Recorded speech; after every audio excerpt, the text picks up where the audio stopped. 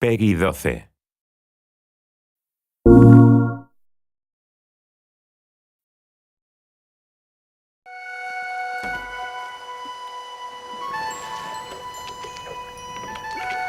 Whoa! It wasn't doing that before. There's a real visceral sense of being immersed in the game when you're holding something physical in your hand and you do it. The controller itself really contributes to the feeling that you are a wizard. You have a magic wand in your hand, and Finn has a magic wand in his hand. It's the best one-to-one connection with a character that I've ever felt. When we first took the controller and whirled it over our head and saw the apprentice conjure a tornado out of the ground, it's like, that is something different. That is not just another press the button and cast your spell. He just conjured a tornado. This is awesome.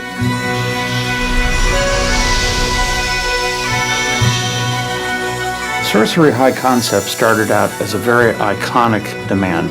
What if you one day found a magic wand in a box? What would you do with it? What would you try? What would you hope and imagine that it could do? This is fun!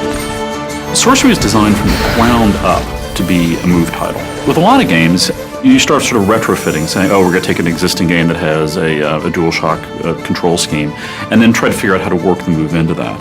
But with Sorcery, from the very beginning, we built everything around making the move an essential central part of gameplay. Of many places that I've worked, our studio's a little different in that we are a little more physical, and we kind of embrace that, especially working with the move. So when you cast a spell and to throw up your arm in a shield is really something that came out of how we talked about the game.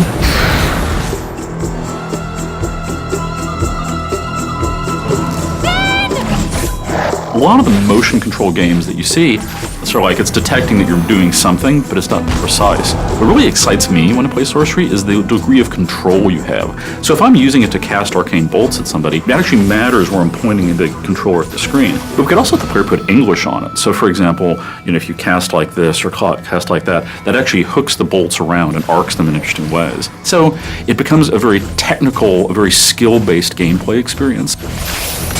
Fighting is active. Drawing a firewall, throwing a bolt through it. Those movements are quick, fast. Spell switching is on the fly, and it's a movement, it's not a button press. As you get deeper into Sorcery, you learn more spells.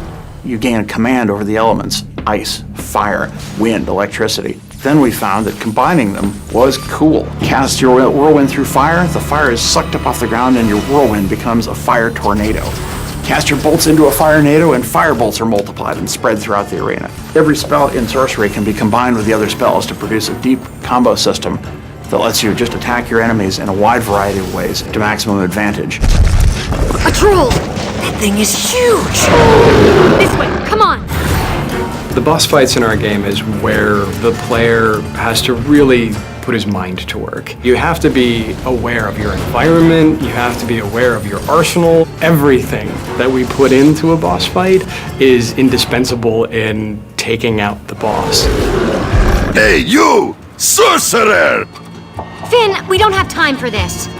You don't have time for not this, smart cat. Potions are the way to power. Alchemy is the flip side of all the action gameplay. In Alchemy, you're using the motion controller, but it's not under the pressure of combat. You discover many unusual ingredients. So our alchemy system, which is the key to level progression, involves mixing these elements together. And we make sure that with our move, we do this in a very visceral sort of a way.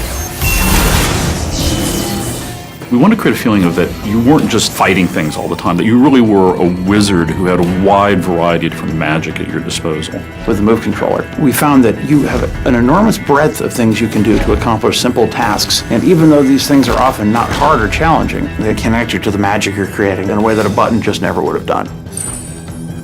That's the heart of what makes the motion control experience potentially a permanent part of serious hardcore gaming, is people are realizing that this device lets me have a much richer interaction with the world than any traditional gaming device.